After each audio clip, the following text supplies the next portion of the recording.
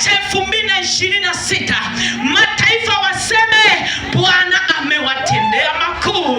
Wacha mwaka 2026 Bwana amekutendea makuu. 2026 naona watu wakishuhudia wakasema ni kweli, tulimjua 2025 alikuwa choka mbaya, alikuwa omba tena, alikopa na madeni kwangu, tena alikuja kwangu kuniomba, lakini leo hii ninaona Bwana amemtendea makuu. Natangaza ya kwamba 2026 ni mwaka wa kutendewa makuu na Bwana, na kila atakayekutazama akayaone makuu ndani yako katika jina la Yesu.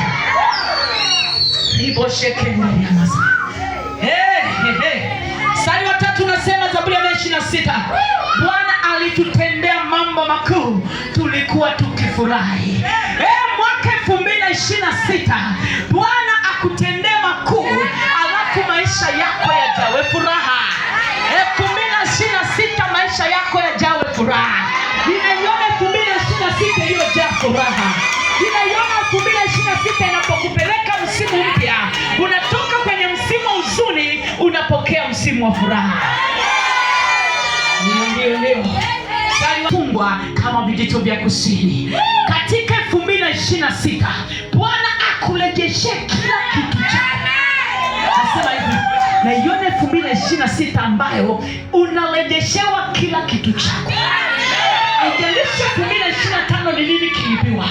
Haijalishi 2025 ni afya ilibiwa, ni ndoa ilibiwa, ni uchumi ulibiwa, ni heshima ilibiwa,